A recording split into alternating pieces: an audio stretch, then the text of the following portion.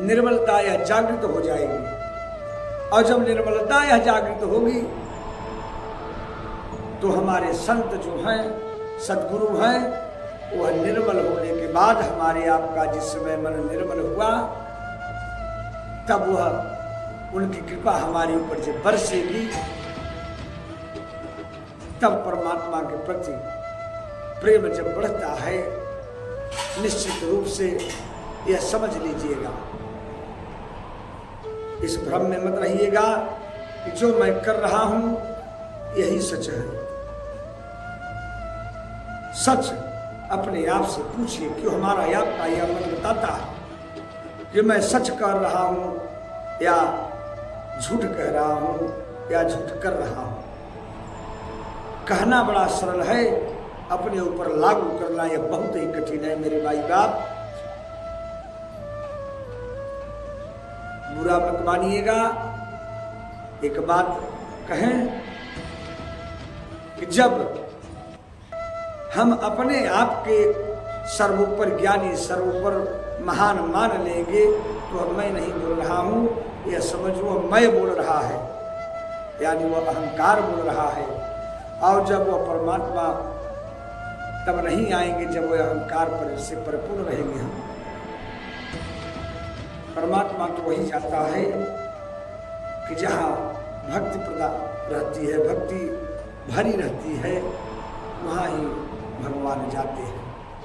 और जब भक्ति हमारे आपके पास भरी रहेगी तो आपको न तो किसी से पूछना है और न तो किसी के पास जाना है। यदि वह भक्ति रहेगी तो परमात्मा या परम गुरु, परम संत हो, वही आपके पास चल कर आएंगे। इसमें कहने की और बताने की जरूरत नहीं है। यह प्रभु की जब कृपा होगी, कृपा कब होगी?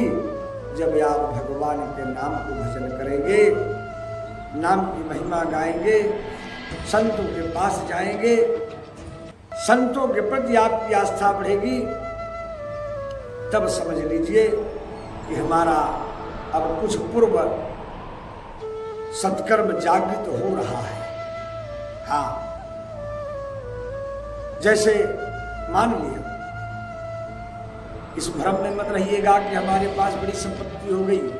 अब एक बात जान लीजिए, संपत्ति प्राप्त होने लगे तो यदि आपका मन तीर्थ की तरफ बढ़ता जाए तो जानना अच्छी बात है, धर्म में बढ़े समझना अच्छी बात है।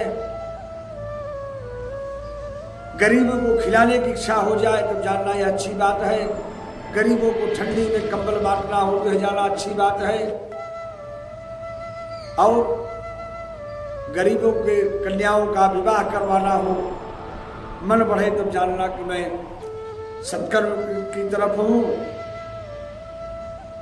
और यदि संपत्ति आने के बाद मेरा मन यह कह दे, मन में विचार प्रकट हो जाए, इस संपत्ति से मैं किसी को दबा दे, किसी को सता दे और किसी भी प्रकार से अपने आप की अपनी महत्वाकांक्षा के लिए कितनी भी संपत्ति जाए उसको मैं लगाऊंगा, तो मेरे भाई बाप यह समझ लीजिए कि मैं यह अपने दुख को चुनौती दे रहा हूं।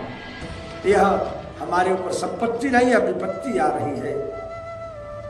तो यह समझ लीजिए, परमात्मा का नाम यदि जब तक नहीं भजा जाएगा तो आप कहीं भी भ्रमण करती रहिए, कितना भी कहते रहिए, दूसरे को समझाते रहिए, मैं दूसरे को समझा रहा हूं, यदि अपने ऊपर लागू नहीं करूंगा तो यह कभी भी, चाहे कितना भी जन्म बीत जाएगा, तो परमात्मा के प्रति अनुराग नहीं प्राप्त होगा।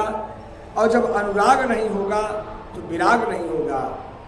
अरे मिलहि न रघुपति बिनु अनुरागा, किए ज्ञान तप जोग विरागा।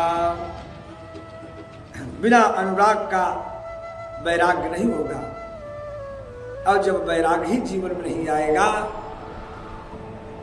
तब परमात्मा के प्रति कहाँ जाएंगे?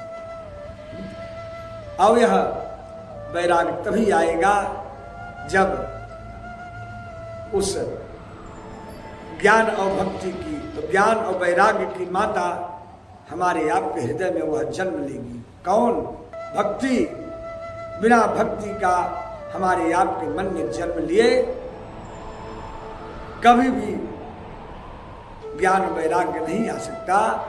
इसलिए पहले भगवान की भक्ति को हमारे संतों के द्वारा जो बताया जाता है, सद्गुरुओं के द्वारा, पहले उसको अपने आचरण में ढाल कीजिए, उसको ग्रहण कीजिए।